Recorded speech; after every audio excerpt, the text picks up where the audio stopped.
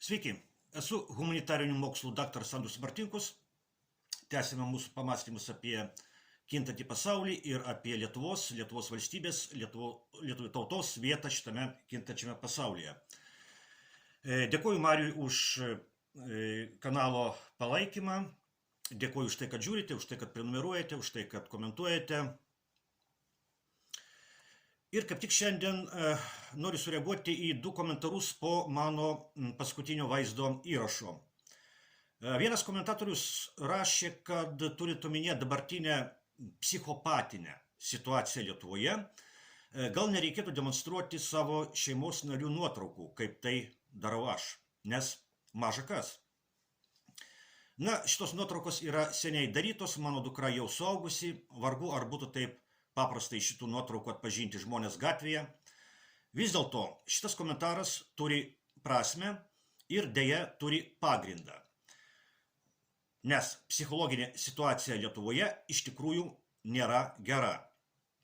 Ji ypač pablogėjo po didelio masto karo veiksmų Ukrainoje pradžios 2022 metų vasario 24 dieną. Po mėnesio sukaks jau 4 metai, kai vyksta šita nelaimė. Ir iš tiesų Lietuvoje yra nemažai žmonių, kurių psichika yra paveikta ir net pažeista valdiškos propagandos. Ačiū Dievui, kol kas man neteko susidurti su tokiais žmonėmis gatvėje, o jei ir teko, tai jie niekaip neparodė savo neigiamą nusistatymą mano atžvilgiu. Kol kas mano sutikti žmonės gatvėje, parduotuvėje ar dar kur nors kaip tik sakė, kad darau gerą darbą. Aišku, Lietuva yra maža ir čia tie, kuriems reikia, viską žino apie tuos, kurie kalba ne taip, kaip reikia valdžiai. Nebejoju, kad sąrašai yra seniai sudaryti ir laukia savo dienos X. Kita vertus, šiandien viskas labai greitai keičiasi. Vyksta dalykai, kurie dar prieš metus atrodė neįmanomi. Pavyzdžiui, ar galėjo kas pagalvoti, kad ateis laikai, kai Jungtinės Amerikos valstijos reikš pretenziją į Grenlandiją. Antras komentatorius kritikavo mane už tai, kad aš daug kalbu apie globalizmą ir globalistus, bet nepaaiškinu žmonėms, kas tai yra. Na, man atrodo, aš aiškinau žmonėms, kas tai yra, ir aš manau, kad dauguma mano klausytojų žino, kas yra globalizmas ir globalistai, bet šitas komentaras yra proga dar kartą tai prisiminti. Jo labiau, kad šita psichopatinė situacija Lietuvoje, apie kurią rašė pirmas komentatorius, didelė dalimi yra būtent globalistų propagandos veiklos rezultatas. Taigi, pagrindinis mūsų epochos politinis konfliktas yra konfliktas tarp dviejų politinių pasaulėžiūrų – tarp globalizmo ir patriotizmo. Patriotizmas, šita savoka kilo nuo lotyniško žodžio patria, kas reiškia tėvynė. Globalizmas irgi kilo nuo lotyniško žodžio globus, tai reiškia rutulys. Iš čia kilo žodis globalus, tai reiškia apimantis visą žemės rutulį. Pagrindinė patriotizmo vertybė yra tėvynė. Tai yra konkreti šalis su savo žeme, savo istorija, savo žmonėmis. Patriotizmas yra pagarba savo šalies istorijai ir tradicijoms. Patriotizmas yra rūpestis pirmiausia savo šalimi, savo šalies žmonių gerovę. Arba, kitais žodžiais tariant, taip kalbant moksliškai, patriotizmas yra rūpestis nacionaliniais interesais. Patriotizme valdžia suprantama pirmiausia kaip konkrečios šalies valdžia, kurios tikslas yra šitos konkrečios šalies žmonių gerovė. Tuo tarpu globalizmas yra pasaulinės valdžios siekis. Globalistai siekia valdžios visame žemės rutulyje, visoje žemės planetoje. Arčiausiai savo tikslo globalistai priartėjo žlugus Tarybų socialistinių respublikų sąjungai. Žlugus TSRS pasaulyje liko vienintelė supervalstybė Jungtinės Amerikos valstijos Ir Jungtinės Amerikos valstijos buvo pagrindinis globalistų įrankis įgyvendinant savo pasaulinio viešpatavimo siekį. ES ir NATO plėtra buvo globalistų veikla. Ir mes matome šios veiklos vaisius, šios veiklos rezultatus. NATO plėtros rezultatas yra karas Ukrainoje. O globalistų valdžios Europoje rezultatas yra Europos tautų būklė. Globalizmas yra patriotizmo priešingybė. Patriotizme pagrindinė vertybė yra tėvynė, globalizme tėvynė yra ne vertybė, o kliūtis pakeliui į pasaulinį viešpatavimą. Tik pažiūrėkime, kaip pasikeitė Europos demografinis veidas, valdant globalistams pastaruosius kelis dešimtmečius. Tai būtent pradėjo keistis po Tarybų socialistinių respublikų sąjungos žlugimo, ypatingų greičių. Kai kuriuose vakarų Europos miestuose jau sunku pasakyti, ar tai vis dar Europa. Ir Lietuvoje judama tą pačią kryptimį. Dar kartą prisiminkime garsius Vytauto Landsbergio garbintojos Nijolės Oželytės žodžius, kad po 100 metų Lietuva išnyks ir tai anot jos bus gerai. Na, žiūrint į dabartinės tendencijas, panašu, kad ir 100 metų gali neprireikti. Karas Ukrainoje puikiai parodo globalizmo ir patriotizmo konfliktą. Jeigu Ukrainos valstybei vadovautų patriotai, šito karo nebūtų.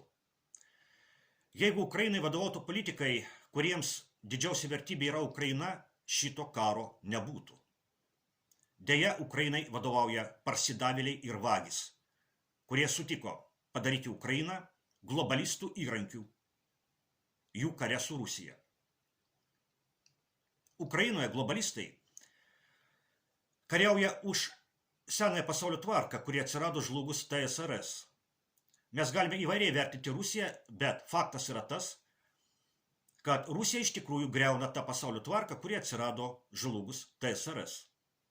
Rusija, kaip beje ir Kinija, metė iššūkį vakarų pasauliniam viešpatavimui su Jungtinėmis Amerikos valstybės priešakyje. Ukraina galėjo nesutikti būti vakarų globalistų įrankių jų kare su Rusija. Jeigu Ukrainai vadovautų patriotai, politikai, kuriems aukščiausia vertybė yra Ukrainos valstybės klestėjimas ir Ukrainos žmonių gerovė. Negana to, šitas karas, net prasidėjęs, galėjo būti senai užbaigtas. Jis galėjo būti užbaigtas dar 2022 metų pavasarį. Deja, Ukrainai vadovauja globalistų parsidavėliai, kurie pasiryžę kariauti iki paskutinio ukrainiečio. Tai būtent iki paskutinio ukrainiečio. Kažkada ir aš galvojau, kad šitas išsireiškimas kariauti iki paskutinio ukrainiečio, kad tai yra rusų propaganda. O pasirodė, kad tai ne rusų propaganda. Taip yra iš tikrųjų. Jie iš tikrųjų nori kariauti iki paskutinio ukrainiečio. Jie taip ir sako, Ukraina turi kariauti iki galo. Tiek, kiek gali. Kol Rusija bus nugalėta, o jeigu Rusija nebus nugalėta mūšio lauke, tai tuomet jie perkels karo veiksmus į kitas vietas. Parsidavėlių yra, sąrašas yra, kurie nori. Kaliningrados srities šalia čia yra puikiai vieta provokacijoms. Dėl karo Ukrainoje kenčia ir paprasti Europos žmonės. Karas Ukrainoje nėra Europos žmonių, Europos tautų karas. Karas Ukrainoje yra Europos globalistų karas. Jeigu Europos valstybėms vadovautų patriotai, šito karo nebūtų, arba jis būtų seniai užbaigtas.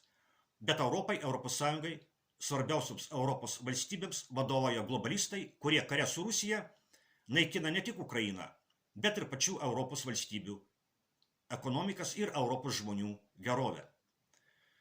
Europos globalistai nori tęsti karą Ukrainoje net po to, kai jie pralaimėjo prezidento rinkimus Jungtinėse Amerikos valstijose. Beje, į šitą istoriją su Grenlandija irgi reikia žiūrėti turint omenyje Trumpo ir globalistų nesantaiką.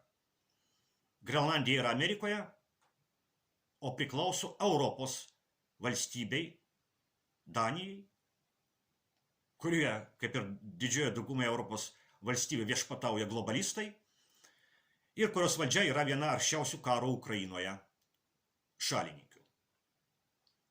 Tai irgi reikia turėti omenyje. Turėti omenyje Grenlandijos atvejį. Lietuvoje pastarosiomis dienomis garsiausias globalizmo raugėjimas yra Kapčiamiesčio poligono istorija. Žmonės, kuriems rūpi Lietuvos gamta ir kurie supranta šito poligono beprasmiškumą, Lietuvos saugumui rašo peticijas ir prašo valdžią atsižvelgti į jų nuomonę. Bet Vilniaus globalistai, vadovaujami aukšto ir gražaus, trenkia kumščiu per stalą ir sako, poligonas bus, tai jau nuspręsta ir taškas. Poligonas bus, nes jo reikia ne Lietuvai ir Lietuvos žmonėms. Jo reikia Lietuvos režimui, kuris yra klusnus globalistų padlaižys, kuris kabina ir bučiuoja Ukrainos vėliavą ir kuris ruošia Lietuvoje naują globalistų karo su Rusija mūšio lauką. Bet čia viskas labai greitai keičiasi. Viskas labai greitai keičiasi, todėl nėra laiko bijoti.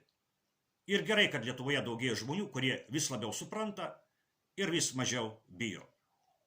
Todėl ir aš nebijau vaikščioti Lietuvos gatvėmis.